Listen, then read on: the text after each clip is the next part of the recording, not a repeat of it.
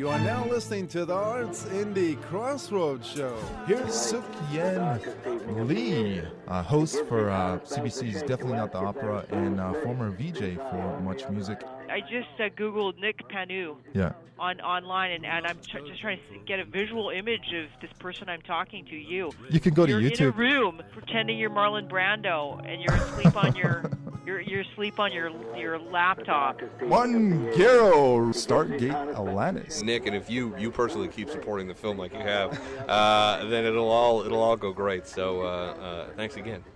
Garchuk. voice of Optimus Prime. Transform and roll out. You know, culture and art and expression are fundamental to that essence of life. It does take some strength, and it does take the skin of a rhino sometimes. You know, it's worth it. It really is. It's worth it. Film, theater, music, the arts.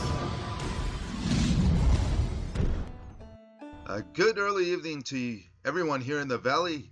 You're listening to Civil Radio 101.7 FM, broadcasting to the Fraser Valley from the UFV Abbotsford campus on the traditional and unceded territory of the Stolo people. Listeners, as I mentioned last week, I hit out an email to Jarrod of the Jarrod Tyler Band, and you've heard his music off and on the Artsindy Crossroads show. But we have Jarrod Tyler on the line right now. And Jarrod, how have you been? How are you doing? And yeah, I noticed over the last couple of weeks, off and on, you've been sending out some tracks. Have you been able to work on your music in the last year in this chaos? Actually, yeah, I've done quite a bit of stuff. I've been constantly doing things because there's nothing else to do. What else are you gonna do? So yeah, I've been working on tons of stuff. Actually, you know, it's interesting. I got an email from this girl that I know from like college, like way back. And so she's down in Austin, Texas, and her name's Heidi. And so we've been doing, working on some music. And originally it started as I was just going to produce some of her tracks. But when she sent them over, I was like, yeah, but we could sort of change this around a little bit. And so then it turned into like a co-write situation where I would help her co-write it, and then and then I produced it. And so then it was like kind of like a co-effort. So that's what I've been doing for the last maybe 4 months. And we're up to about 9 songs now on this album, and I guess so she's gonna sing maybe 5 of them. I'll sing 5 of them, and I just had a bunch of songs kicking around that I already wrote. I'm gonna put those on there, so it'll be like 5 of mine, and then 5 that I co-wrote with her that she sings. So in a way, it's almost like a Fleetwood Mac situation where she'll sing half of them, I'll sing half of them. And it's cool. Like, I've never co-written before. It's the first time I ever did it, and it actually worked out pretty good. For those of us who aren't musicians, how are you guys communicating? What platform? Like Zoom or? Well, she keeps telling me to go on Zoom, but I don't know. Like, I'm basically inept almost when it comes to apps, and like I use a flip phone, and it's true. I do use a flip phone. I know how to produce because I've been doing it for like 20 years. So of course I know, like, I have my system and I know what to do, but like outside of that, I'm kind of hopeless. So mostly it's just been like we talk through the phone, and then she'll send me her tracks through Dropbox, which is like a file sharing thing. And so we had to work out some kinks there, but anyway, so she's sending me over these tracks where it's like her voice and an acoustic guitar, and then I'll put on drums and bass and piano and organs and guitars and whatever, and then turn it into like a full band scenario once I've taken the song and sort of added my input to it. So, excuse me. So, yeah, we've got I think we're at 9 songs now, and we're thinking we're going to cap it at 10, but she keeps writing songs and I keep writing songs. So And then also, I was working on this new album of my own stuff called Middle of Infinity. And so that's now at 10 songs. So I just finished like the last song for it. So I'm going to master it, and then so I'll be able to release that. I'll release that with her at some point. We haven't even figured out a name or anything yet. We're just focusing on the music. So yeah, it's been busy, just like constant recording. I was just curious, are you working with your partner from the past on production, Oliver C? I just talked to Ollie the other day, actually. I just talked to him. When I got back, I talked to him. I said, hey, buddy, what's up? And he's like, he's actually working on some stuff of his own. So I think at some point I'm going to go over there. We're thinking of writing something together. This co-writing thing, I've never really done it. And I've always thought, like, how do you co-write with somebody? Because co-write situations, to my understanding, have always been a group of people that wake up at like 8 in the morning and they put on their turtlenecks, and they have their tea and their lemon and their little lyric books, and it just seems so structured and scheduled. I don't even know how anything gets done. Like with me, it's like meditative. I do it at like 3 in the morning by candlelight. Wow, this is a revelation. I thought you co-wrote with Jeremy and Oliver sometimes. You never said anything. No one mentioned anything. My hunch that you guys kind of collaborated, because when you guys got together, it was always like inside jokes to improv. I just thought it was like a natural, organic thing. You guys, when you're together, you would be doing a lot of co-writing, but that was all you. Wow. Well, there's a difference between playing with hacks and playing with like really high-level, well-schooled musicians. Like there's a huge difference, right? So I try to play with high-level musicians, right? I mean, so when you do that, what happens is, you don't really have to necessarily sit there and go through everything with a fine-tooth comb and say, listen, this is exactly how it has to be. Like they have an understanding, like an innate understanding of what you're going for, especially if you have a recording. Like usually with those guys, Oliver and Jeremy, I would record something. I'd record a song basically from top to bottom, and then I would show them the song. And I'd say, this is my new song. And so then when I bring it to the rehearsal, they would kind of put their own spin on the drum beat and the bass, and it was usually better, right? Like, so it was an improvement live, I think. But with hack musicians that are just sort of like jam musicians, you might get lucky, but it's pretty much, like if you're working with refined musicians, I think you're going to be able to get that improv, and, because sometimes, yeah, like I remember playing a song called Love Like This, and we used to improv the shit out of that song, and just, you can do that with those sorts of musicians, but I don't know, I find with like these guys that like carry a guitar case around, it's just like, I don't know, maybe they have a tusk around their neck and like a hemp necklace or something. Like, I don't know, those guys kind of, I just like, I've never really, I think I jammed with like one or two of those guys, and it's just, they're like riff-based people. Whereas like Jeremy and Oliver can hear a song, and then they know right away like where they can go with it, right? Like the parameters of how much you can screw around with it. So, I mean, that's probably what you're talking about, right? Is that what you're... Yeah, you articulated much better. I don't know if I picked up the same vibe before, but now I totally understand what you're saying. Like, because Oliver and Jeremy are totally on very. Well, I guess it's like if you're if you're an actor, say, like I've never acted, I don't know, but if you're an actor, I would assume that if you're in an ensemble cast and you're dealing with high level actors, then, for instance, like Apocalypse Now, I watched a documentary about Apocalypse Now. It was filmed by Francis Ford Coppola's wife, Eleanor, and if you've never seen it, you really should. It's called I think it's called Hearts of Darkness, right? Based on the book, yeah. Based on the Joseph Conrad novel, which the movie's based on, right? That's where she took that name from. But if you look at it, you got actors like Brando, Sheen, Dennis Hopper, like all these crazy actors, and like most of it's improv. It like, was? Like Marlon Brando showed up one day, And he was totally overweight. He'd shaved his head. He hadn't read the script. He didn't know anything. So pretty much that was all like just improv, man. And the documentary's hilarious, man. There's like clips of it on YouTube. And wow, that was improv. You know, I cried like a grandmother. So that was all improv, Brando. Oh, that's a pretty good rendition of Brando, man. That's not bad. Thanks.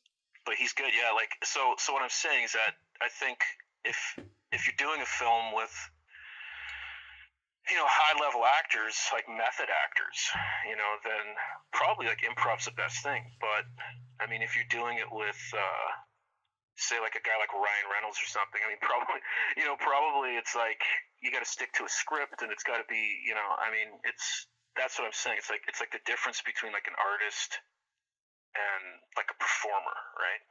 So I would say that Jeremy and Oliver, as far as I'm concerned, like definitely artists. Like there's an art to their input. It's not just like they're not just following keys and notes and rests and counts. Like they're experiencing the song, but they can also improv it to a point where it breathes a certain life into it. I mean, so I would write a song. Essentially, I'd write a song, and I'd record it, and then I'd bring it to Jeremy and Oliver. And I think to sum it up, they would make it better. Right. The only pity was that we never recorded those. Right. It was recorded one way. So there was like two different versions. There was like a version where you would hear it on CD or whatever, and then another version where you would hear it live. And I always felt the live version was better just because it was a little more lively. There was a little more spontaneity to it. Whereas like the recordings were very, like when you're recording, you want everything to be perfect, right? So it's set perfectly to a click, and you get like 20 takes if you needed to get it right, and everything's it's perfect, right? Whereas live, you can go around a bit, and you can sort of, I don't know, you can mess it up and whatever. It's like you can roll with it. So I tended to like them both, but I think I like the live stuff. I told them we should have done a live album. I was like, we definitely should have done that, but that's a whole nother thing to do. Eventually, yeah. I forgot the name. Who you're co-writing with? She's from Austin. What's her name? Heidi. Yeah. Sorry. I know her since. I've known her since college. Like. Oh yeah, you reconnected. Been singing for years. Like she's been doing her thing for years, and like I'd lost touch with her for years, and then she got in touch with me, and we spent a lot of time on the phone just catching up, and then she's like, "Yeah, I'm gonna send you some of my tracks." And like when I heard them, I was like, "These are actually rad. Like you could do something with these if you had, some instrumentation, some production on them. Like they'd sound rad. Maybe a few little changes on them." She's like, "Go to it, bro," and then we did it. So, like I said, we got like 9 songs. Oh, and then we did South by Southwest after party, which it was all online, but it was like they asked people to submit a live performance. Oh. Okay. And then we'll play it. So we actually, me and Jeremy and Oliver, I used a recording that we did in our rehearsal space, and submitted it. So I actually technically did South by Southwest after party with Oliver and Jeremy. I was just wondering about Heidi's. Yeah, you haven't seen her for a while, but has she performed? Where's she been performing? Like, I guess, she's been obviously performing in Texas, and what are the places like? Well, she's toured, and she's been doing stuff down in Texas for years. She was actually the one that got us into the South by Southwest. That's why I bring it up. But so I guess my point is that she's heavily involved in the administration side down there too. Like she does awesome. live performing, but she's essentially an A&R representative for a music company right now, and she's sort of into all those sorts of things. So she's up to a lot of stuff, and I guess music has always been one of them, right? So I don't think either of us expected it to sound as good as it does, right? So, Is there kind of what kind of genre or style did you identify right away through her writing and maybe some of her performing when you first contacted her? it sounds like what I liked about some of it is that it sounded like old Mazzy Star from the '90s, some of it, Oh yeah. and mixed with weird, like almost like there's a Sheryl Crow feel to it as well. And she actually co-wrote a song with a guy named Artie, who I guess he was involved with Sheryl Crow and a bunch of other artists down there. And so she wrote this song, like co-wrote a song with him. And then she gave me this same song that they kind of co-wrote together. And then I also had a hand in it, and then I produced it. So it's like actually that was like a three-way co-write, and that'll be on there too. But it's like there's actually some really good songs on it. I was pretty stoked when I was listening to it the other day. I went for a jog and I was listening on my headphones to some of the almost finished tracks, and it's like it's good. It's solid for sure. Yeah, Jarrod, listeners don't know. You've been away. You've been in the States over the past year, and some crazy things you've experienced. And I don't know if, how much you want to talk about that, but the thing about different experiences and chaos is you can harvest a lot of content for your writing and your art in general. Do you find that? Pardon me? Like different experiences and chaos, maybe anxiety, being uncomfortable, like what's been happening. What's been happening in the past year? Like you can harvest a lot of unique things, kind of great things in your art, like your writing, your performing. Do you notice? I don't know. I mean, I don't. I think there's something to be said for isolation too. Like when you're isolated, it's like I have a couple friends up in like the Northwest Territories, and these guys are crazy artists because a lot of them are isolated. So especially during those long winter months, they become very creative. Otherwise, you'll go insane. Really, like it's it takes mental fortitude to exist in a lockdown without being affected. So I think we've all been affected, and probably I would assume that there's going to be sort of like a societal PTSD after this is all over. Like you hear about these people getting vaccinated, and then they're like still afraid of getting COVID after they've been vaccinated. Like I think it's really done a number on us all psychologically. So yeah, you have to. Maybe in ways we don't even realize yet, but for me, it's just I just disappear into the work. So Jarrod, you have some new tracks you'd be able to share with us? Maybe, hopefully, on today's show, or maybe next week. Yeah. So you and Heidi are working on some stuff. I don't know how much you're able to share with us, or. Well, I don't really know that I can share any of it yet, but I have some of my own, like this album I'm going to release probably about a month called Middle of Infinity. That's my own project, and I got one song on there that I want to share with you, and it's called Simple Things, and it's the last one I wrote for that album, and it's like I wrote it after driving up and down Mulholland one night.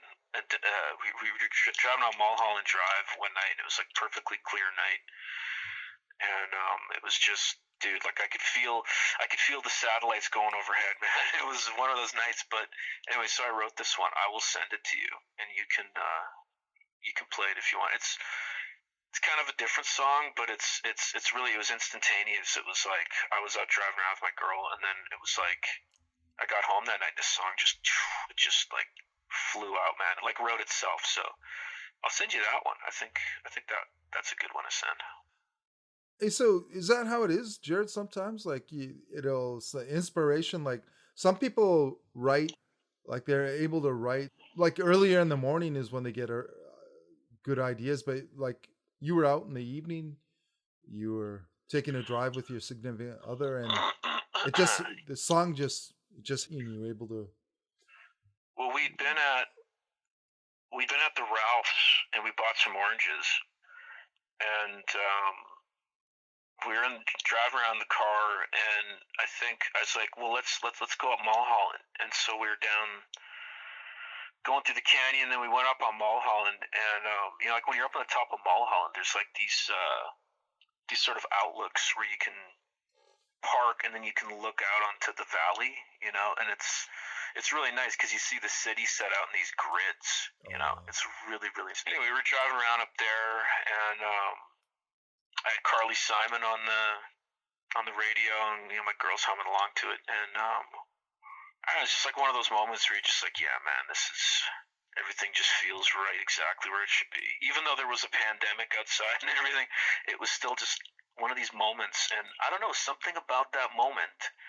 I got home, and remember I was telling you earlier how it's like I've been invited to these like songwriting circles where everybody gets up at like 8 a.m. and they're sitting there with their turtlenecks and their little, tea and lemon and their lyric book, and it's almost like going to an office. Like, for me, it's like, nah, man, it happened at about maybe 2 a.m. I had some candles lit. It was night. It was like meditative. It was like ceremonial. It's almost like you go to this out of body place, and then something interesting is going to happen. I think if you're sitting around in a circle of people, maybe it works for other people, but I think I tried it once, and it was just like I found no inspiration whatsoever from that. It was just, it seemed weird and structured and forced, and it just didn't seem. There's no ceremony to it. There's no meditative. It was just like everyone's sitting around trying to fit the same 5 chords together, and I don't know. So yeah, that song just it wrote itself. And I guess as an artist, you probably want to put yourself in situations that are going to inspire that reaction. So you probably live a strange life. You probably put yourself in situations and do things that promote that sort of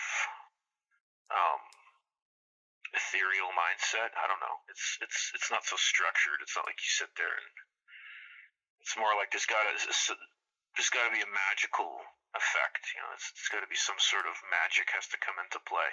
But then there's the nights where you're sitting at the piano at like 3:30 in the morning, and the entire city's asleep, or at least it feels like it, and maybe you got an old episode of Taxi going, like you got an old episode of Taxi on the TV, and something happens, man, and it's just like you go to this other place, and it's like otherworldly, right? And I think that's where that stuff's gonna come from. I don't think it's.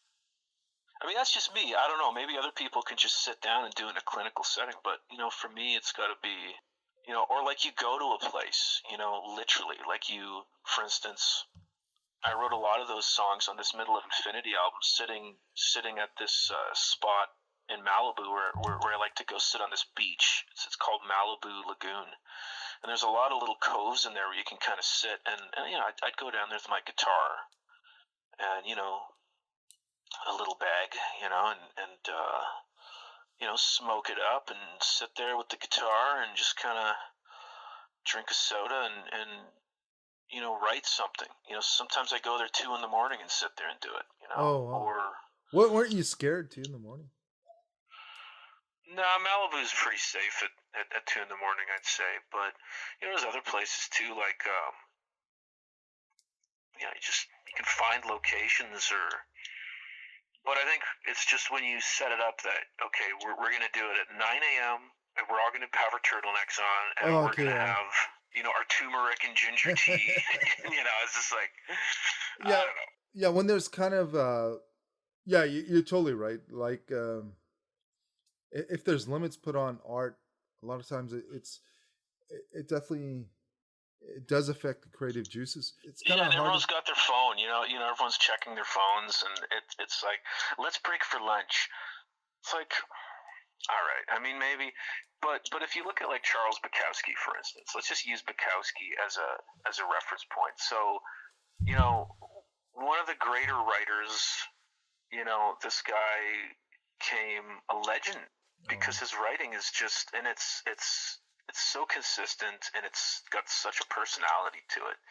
And really, I think some people, maybe the art is lost in the translation sometimes because it is pretty vulgar, and it is, but I mean, like, I've actually literally like peed in my pants laughing when reading Bukowski. Like it's that funny. And but it's also, there's more to it than that, obviously. But if you look at Bukowski, here's a guy who, he didn't sit up in some mansion up in Malibu writing, and eating crepes and sipping on brandy. Like it wasn't that. Like he was hardcore. Like he lived in like rat infested, cockroach infested tenement buildings, and he was a drinker. He was a fist fighter. He used to go down to bars and he'd get in fist fights all the time, get his ass kicked a lot of the times. And if you, actually there's a movie about Bukowski. It's called Barfly,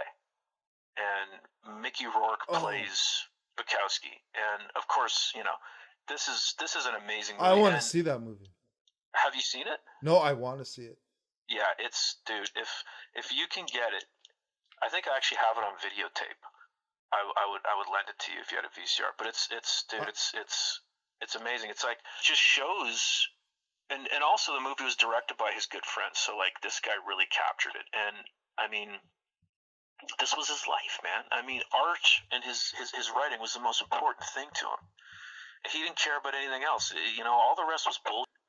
And it was, his entire life was dedicated to just writing. That's what he did. He lived it. He was a method writer. He was no different than a guy like Marlon Brando, who, method actor, like extraordinaire. Like this guy, he lived it.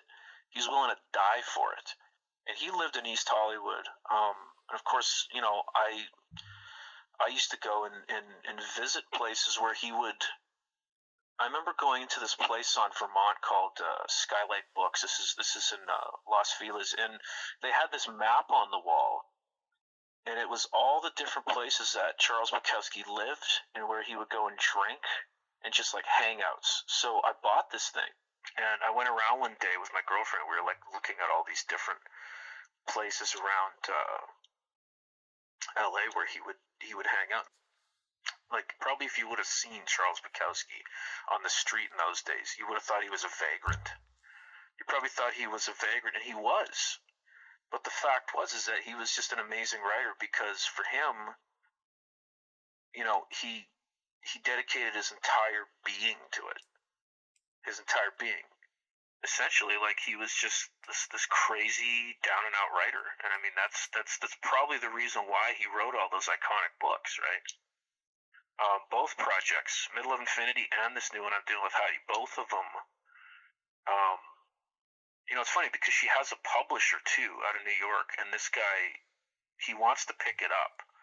He actually offered us like an agreement, like a publishing agreement for these songs. And in the beginning I thought, okay, well that's cool because, these songs are, we're kind of co-writing them for the, with the idea of maybe publishing them and maybe licensing them and doing these things. But of course, once I put weeks and months into refining these songs into works of art, then again you start thinking, well, do I really want this song winding up in like a chocolate bar commercial or something? Like I guess there's a fine line, right? There's a difference between an artist and like a salesman. Like if you want to be a salesman, be a salesman. Go sell cars. Go be a real estate agent. Go be an art dealer or something. These are people. They're just salesmen. But if you're an artist, that's something else, right? And I think it can be good for you, for your art, and it can make you an artistic success, a creative success. But it can also hinder you and make you a complete financial failure. You see what I'm saying? So it's like, I don't know. I think I've probably been the latter for most of it, as far as my art's concerned. Yeah, you have a lot of things going on, and it's great that you were able to hook up with Heidi and